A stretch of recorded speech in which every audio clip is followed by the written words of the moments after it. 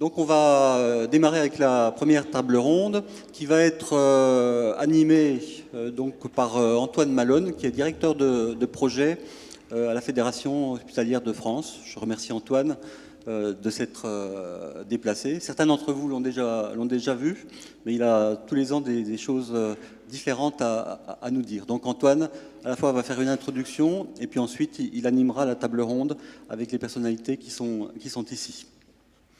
Merci Denis, merci à vous tous de m'accueillir aujourd'hui. Merci à la Fédération de Bourgogne-Franche-Comté de m'avoir invité ce matin. Un peu ému aussi, parce que comme tu le disais, l'année dernière, vous m'aviez invité. C'était ma toute première intervention dans mes nouvelles fonctions à la FHF. Donc, c'est un peu un an plus tard, qu'est-ce qu'on peut en dire? Et donc, je suis vraiment très, très, très content d'être ici ce matin parmi vous. Donc, tu m'as posé une question qui n'est pas facile, Denis, qui était de plancher sur une question qui va vraiment nous occuper tous et tous les gens qui sont dans la salle pour les prochains mois et les prochaines années, et qui tourne autour de la mise en œuvre pratique de la responsabilité populationnelle. Mais vous allez voir, en fait, c'est surtout un appel à vous tous que je viens faire aujourd'hui, et ça, je vous l'expliquerai en dernière partie de ma présentation. Peut-être avant de me lancer dans le dur, quelques éléments de bilan sur le concept de responsabilité populationnelle en état de situation. Il y a un an, on commençait à travailler sur la plateforme politique de la Fédération en vue des élections présidentielles, et c'est le point 2 de la plateforme de la Fédération hospitalière de France qui introduit un nouveau concept, une nouvelle vision, une nouvelle approche pour notre système de santé qui est basé sur le concept de responsabilité populationnelle. Alors pourquoi est-ce qu'on propose une chose pareille? C'est parce qu'on a la conviction que c'est la meilleure façon de répondre au triple défi des transitions démographiques, épidémiologiques et technologiques auxquelles on fait face en France, évidemment, mais auxquelles font face l'ensemble des systèmes de santé des pays développés. La réponse à ces trois défis, donc cette transition démographique, épidémiologique et technologique, dans un contexte budgétaire contraint, je n'ai pas besoin de le dire, mais évidemment, c'est toujours en toile de fond de l'ensemble des réflexions, c'est la poursuite simultanée de ce qu'on appelle le triple aim, le triple objectif d'une meilleure expérience de soins pour le patient, d'une meilleure santé pour la population, au meilleur coût pour la société. Et ce triple objectif doit être poursuivi simultanément avec autant d'emphase sur chacun des volets de ce triptyque. Parce qu'en jouant, par exemple, sur la santé de la population, on peut modifier les flux qui arrivent évidemment dans nos établissements et améliorer. Donc, les trois sont intégrés et doivent être poursuivis simultanément. La poursuite du triple objectif, ça réclame des organisations qui sont intégrées du point de vue clinique, je dis bien clinique, et qui adoptent une approche territoriale et populationnelle. Alors, évidemment, on est en France. Alors, comment est-ce qu'on fait pour construire des organisations qui sont intégrées du point de vue clinique dans un contexte qui est extrêmement fragmenté? Ça, je n'ai pas besoin de m'étendre là-dessus, mais c'est une réalité qu'on vit tous, c'est qu'on a un système de santé très, très, très fragmenté. En fait, il faut rechercher ce qui nous unit tous, au-delà des statuts, des fonctions, des rôles différenciés dans notre système. Et ce qui nous unit, la ville, l'hôpital, les libéraux, les hospitaliers, les acteurs de santé au sens strict, mais aussi un ensemble d'acteurs de tout ordre au sein de nos territoires, comme les pouvoirs publics, comme les associations, éventuellement même, qui sait, les entreprises. C'est une responsabilité qu'on partage ensemble face aux patients et face aux populations de nos territoires. Et donc, la notion de responsabilité populationnelle reconnaît tout à fait la diversité des statuts et les rôles de chacun, mais ça s'appuie fondamentalement sur une responsabilité qu'on partage tous face à nos patients et à notre population sur un territoire donné. Et donc, ce n'est pas l'hôpital qui veut avaler la ville, mais c'est bien un concept d'intégration clinique au service des patients et de la population. Et donc, cette notion-là de responsabilité, elle doit être bien comprise. C'est-à-dire que ce n'est pas une responsabilité qui remonte vers le haut, vers le ministère, vers des agences, mais c'est bien une responsabilité vers le bas, c'est-à-dire une responsabilité envers des patients réels, vers une population réelle qui compte sur nous tous les jours et qu'on côtoie tous les jours. Et cette responsabilité, évidemment, elle est partagée aussi avec les acteurs de ville. Et donc, pour être clair, ce qui nous unit, ce sur quoi il faut construire, et donc il faut travailler sur ça, c'est de la responsabilité qu'on partage face à nos patients et à notre population. Le concept de responsabilité populationnelle, c'est aussi un mode de gestion de la transformation de notre système de santé. La transformation va se faire au plus près du patient, en travaillant ensemble sur des patients réels, sur des populations réelles. Et ça permet de sortir des discussions de principe, ça permet de sortir des anathèmes. OK, tout le monde a des défauts, on le sait, mais en attendant, on a une responsabilité commune face aux patients. Alors, comment est-ce qu'on s'arrange réellement dans la pratique? Comment est-ce qu'on fait ensemble pour apporter des solutions? Et ça, c'est un peu l'autre aspect novateur de la responsabilité populationnelle, c'est que ça fait reposer la performance de notre système sur l'excellence clinique. Essentiellement, donc, la façon de générer de la performance dans notre système de santé, ça découle de la capacité à élaborer des stratégies cliniques intégrées pour des groupes de population, à les mettre en œuvre, à les évaluer et à les modifier le cas échéant.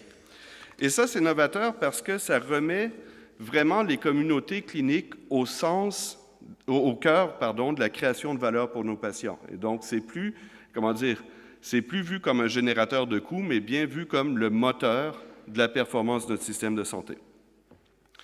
Alors, c'est quoi le bilan qu'on peut faire de cette innovation conceptuelle de la responsabilité populationnelle après 9 mois? Je pense qu'on peut dire que c'est un concept qui suscite de l'intérêt. Il est repris de plus en plus fréquemment par un ensemble de gens, même au niveau du ministère, mais surtout par beaucoup de gens qui sont dans la pratique. Ça permet d'avancer très clairement dans des débats qui semblaient figés.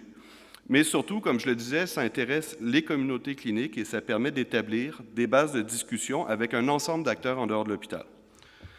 Et donc, c'est un concept qui marche assez bien, et ça marche bien parce que ça répond à des vrais besoins et à des vrais défis. Des établissements de plus en plus nombreux s'en emparent, souhaitent le mettre en œuvre, et donc on arrive à la situation suivante, et de façon de plus en plus fréquente, des établissements, des gens, des médecins, des communautés cliniques nous disent « OK, ça m'intéresse la responsabilité populationnelle, mais comment est-ce que je fais en pratique? » Et là, évidemment, on entre dans le dur. Malheureusement, et j'espère, Denis, que tu n'as pas survendu mon intervention, je ne vais pas vous donner une recette magique aujourd'hui pour construire une approche populationnelle sur votre territoire, d'autant plus qu'en vérité, c'est vous qui possédez les ingrédients de ça, c'est pas moi. Mais je peux faire quand même 2 choses dans les prochaines minutes, peut-être vous donner quelques clés qui sont inspirées d'expériences internationales qui ont été testées et qui sont validées scientifiquement, et proposer un projet que je vous soumets et qu'on va mener dans les prochains mois et pour lequel on aura besoin de vous. Alors, le premier point à retenir, et ça c'est vraiment essentiel, c'est que l'approche de la responsabilité populationnelle repose sur 6 leviers d'amélioration des services de santé. Le premier, c'est le rôle central des acteurs de première ligne, c'est-à-dire ceux qui sont en contact avec le patient et à la population. Deuxième levier, c'est la focalisation sur les besoins de la population d'un territoire. Le renforcement de la capacité organisationnelle par des dynamiques d'apprentissage en continu. Donc, en fait, c'est à force de se côtoyer et de travailler ensemble sur des stratégies intégrées qu'on apprend, qu'on s'améliore et qu'on modifie nos façons de faire. La mobilisation des patients et des citoyens. La prise de décision basée sur des données probantes. Et enfin, l'élaboration de politiques favorables. Bon, peut-être, effectivement, ce dernier point-là, ça relève peut-être des efforts de la délégation générale à Paris, mais retenez quand même qu'au niveau des territoires et des établissements, on peut jouer sur 5 leviers d'amélioration qui sont absolument essentiels. Donc, à partir de là, une approche populationnelle, ça repose, il me semble, sur 3 modifications dans la pratique et les modes de travail.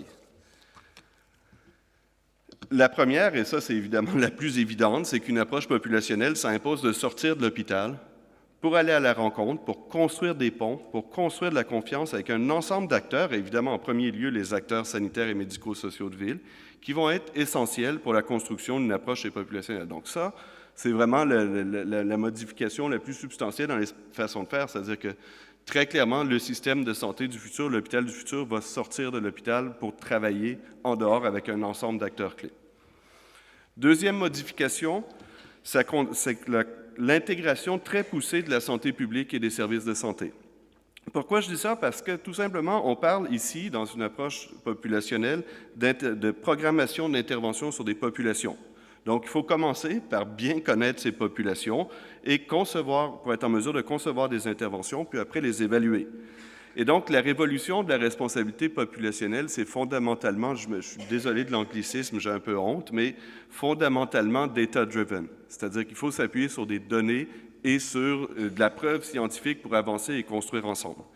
Et ça devient, ces données et ces matériaux deviennent vraiment la matière première du pilotage de l'organisation à tous les niveaux.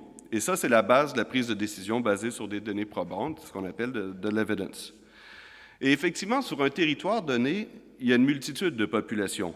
Et évidemment, la population du département, du bassin de vie de la commune, mais il y a aussi des populations cliniques, des diabétiques, des utilisateurs d'urgence, la population des patients complexes et coûteux, etc. Et donc, il s'agit d'être en mesure de diviser tous ces groupes-là en populations pertinentes pour des interventions.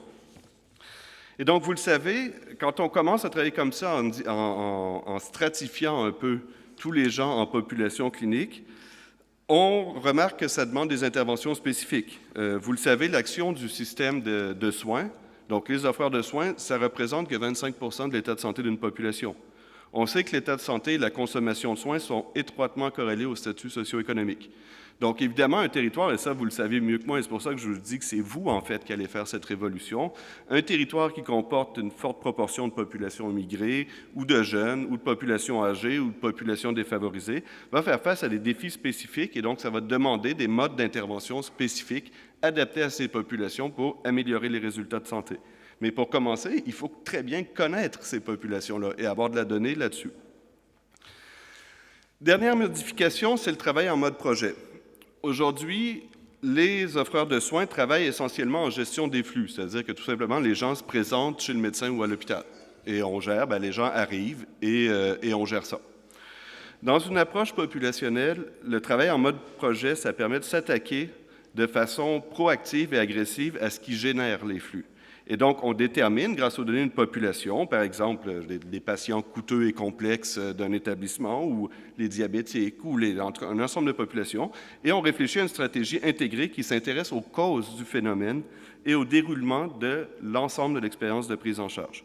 Et à partir de là, on est capable de fixer, par exemple, des objectifs SMART, vous connaissez tous, donc spécifiques, mesurables, atteignables, réalistes et temporellement définis, et on évalue l'intervention sur cette population pour éventuellement adapter des processus.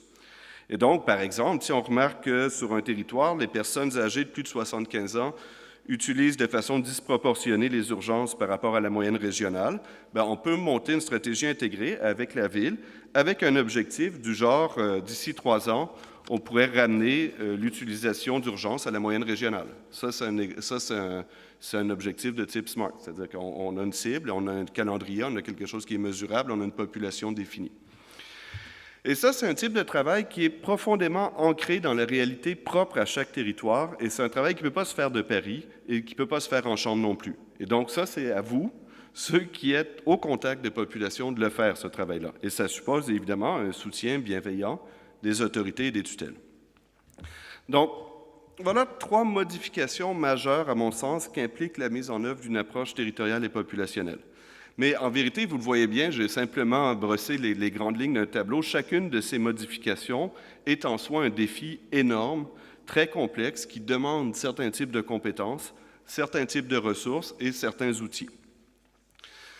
Et donc, c'est pour ça qu'on va entreprendre, avec vous et pour vous, la rédaction d'un guide pratique de la responsabilité populationnelle, pour au moins vous aider, vous donner les premières clés, dire « Allez, moi, ça m'intéresse la démarche, comment je fais, comment je me lance là-dedans ».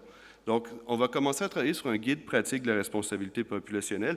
La bonne nouvelle, c'est qu'on n'est pas les premiers à s'engager dans une démarche comme ça. Donc, il y a beaucoup d'organisations et de systèmes de santé qui ont essuyé les plâtres pour nous, qui ont connu des échecs, qui ont réussi des bons coups. Donc, on en sait quand même beaucoup sur la façon de développer des approches territoriales et populationnelles qui fonctionnent.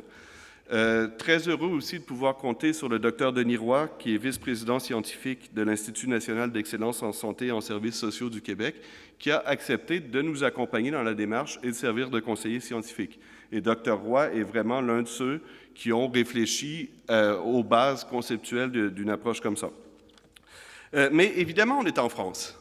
Et ça, ce guide, il doit nous correspondre, il doit être fait donc par vous et pour vous. Et ça, il y a énormément d'initiatives de terrain. Je ne doute pas qu'au cours de la table ronde qui va suivre, on va en entendre.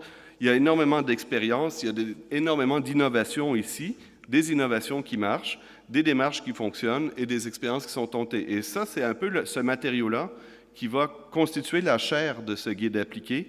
Et c'est pourquoi, en fait, comme je vous le disais en début d'intervention, là, c'est vraiment un appel à vous tous que je lance, c'est-à-dire aidez-nous à construire un outil pour vous. C'est-à-dire que alimentez-nous de vos expériences, de ce qui fonctionne, alimentez-vous de votre littérature, etc., pour faire quelque chose qui vous correspond vraiment. Fondamentalement, la construction pratique d'une approche populationnelle, c'est une action qui relève du terrain, des professionnels et des établissements. Ce sont eux qui sont les mieux placés pour concevoir ces approches-là, pour les mettre en œuvre, pour les évaluer et fondamentalement pour transformer le système au bénéfice du patient, puisque c'est ça qu'on veut. Nous, notre rôle à la délégation générale, ou en tout cas à Paris, c'est d'essayer d'aider et d'essayer de vous outiller au maximum. Donc, c'est un chantier qui est colossal, mais qui est profondément valorisant. Je vous remercie.